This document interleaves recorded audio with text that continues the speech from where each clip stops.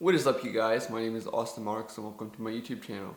So I'm currently a respiratory therapist. On my YouTube channel I mainly talk about respiratory therapy and respiratory therapy school. However, I do talk about PA school a little bit. So if you want to see more of that, make sure you like and subscribe. So in today's video I'm going to be giving you detail through detail of how you can apply to PA school.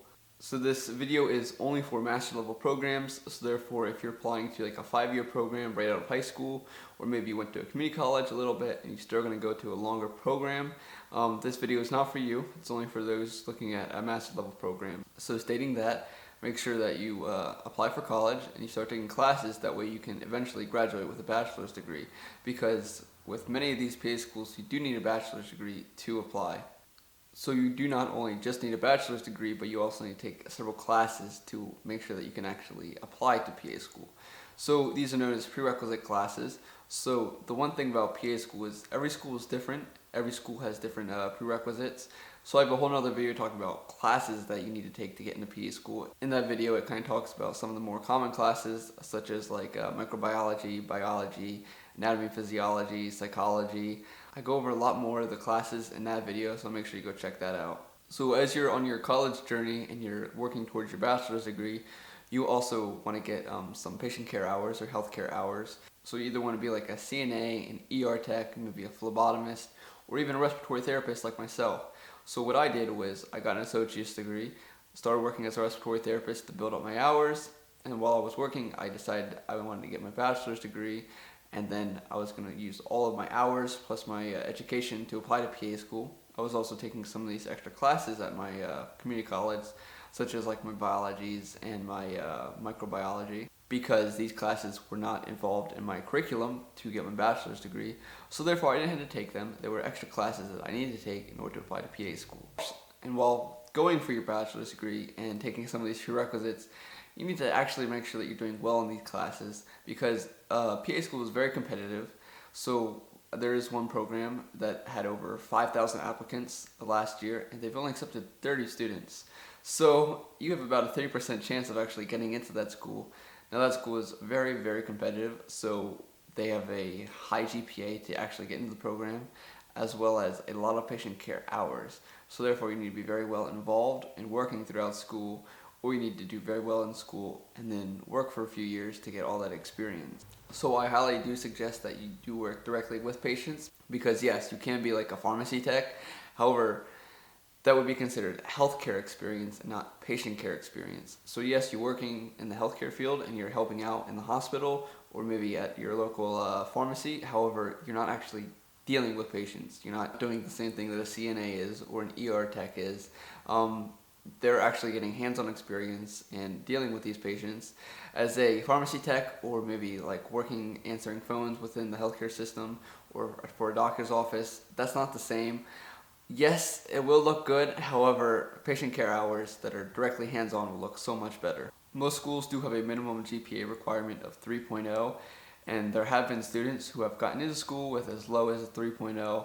However, those students who have like a 3.7 are much more likely to get in. I do have a video talking about my stats, and in that video I talk about all the average stats and how the average GPA is about 3.56, I believe it was. Talk about the average patient care hours, the GRE score, all that other stuff. So mentioning the GRE is a test that you need to take to get into PA school. So it stands for Graduate Record Examination. So this test has been around for a while. However, not every PA school wants you to take this test, but 80% of them do. There is also a new test coming out that is the PA CAT. So it's kind of like the MCAT, but it's for PA schools. So on the PA CAT, that test actually talks about like biologies, organic chemistry, all that other stuff. And on the GRE, it's mainly just here are a bunch of math problems and here are a bunch of verbal problems. So it's kind of similar to the SAT. The GRE is a pain in the butt. Everything you learn or study for the GRE, you're never going to use any of that information again. It's totally irrelevant. In my opinion, it's just a money scheme. However, I had to take it, and many other PA students have to take it as well. So everything so far, as you're working towards your bachelor's degree, is you want to go ahead and get good grades. You want to get patient care hours. You want to take the GRE. And then once you actually graduate, or you're about to graduate with your bachelor's degree, you want to go ahead and start writing your personal statement. So this is why do you want to become a PA? So there are tons of templates online. I highly suggest that you read others before you make yours. I would check out my PA resource, and he has some great information on what you should write about. You can also check out the PA platform by Savannah Perry. She has some other great information about the personal statement and all that other jazz. If you want to know more about PA school in general, I would highly, highly suggest you head over there. She does have a Facebook group called the Pre-PA Club. That Facebook group specifically has helped me so much. It's full of students that are looking to get into PA school, has some PA students in it, some actual PACs. Very, very great group. So while you're going through school, you also want to make sure that you get some shadow experience in. So you want to meet up with a few PAs and say, hey, can I shadow you? Can I see what you do for a day?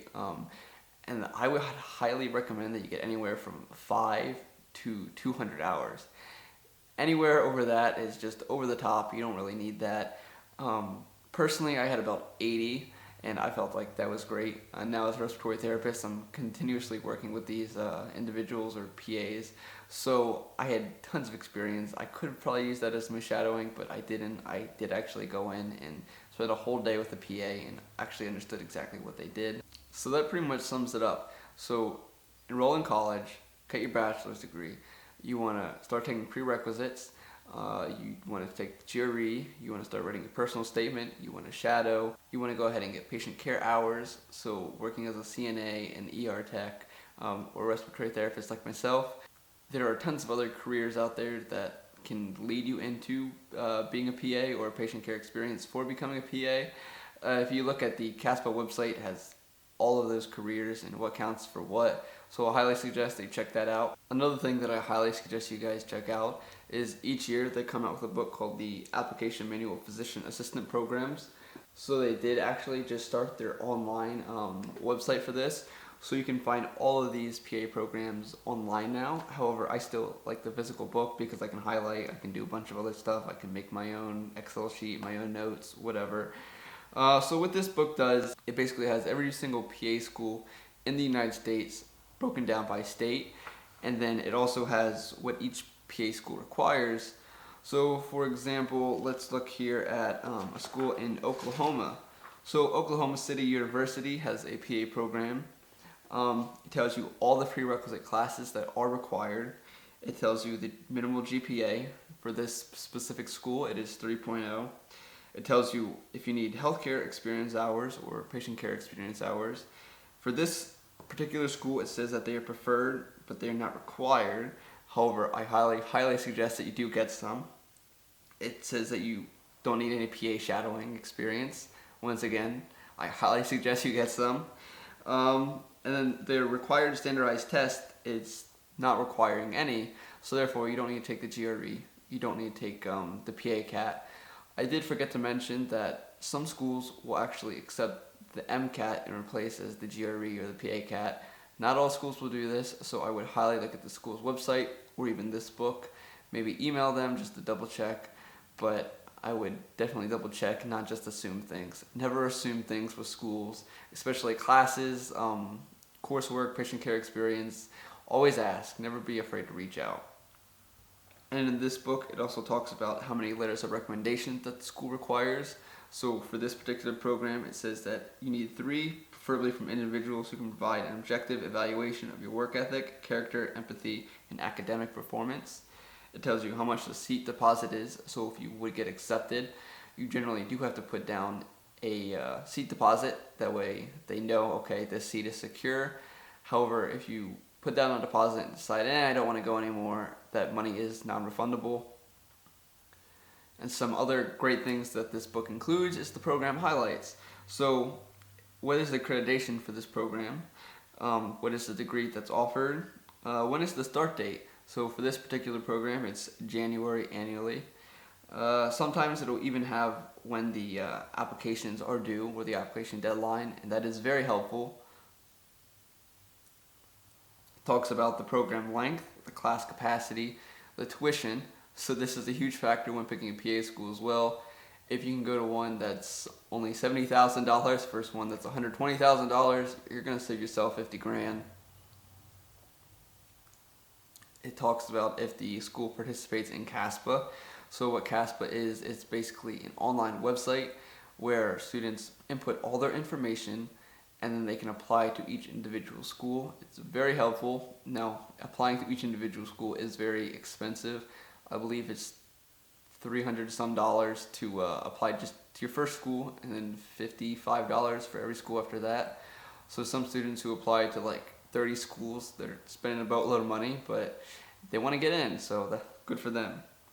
And then this book also talks about if a school is rolling admissions versus non-rolling admissions.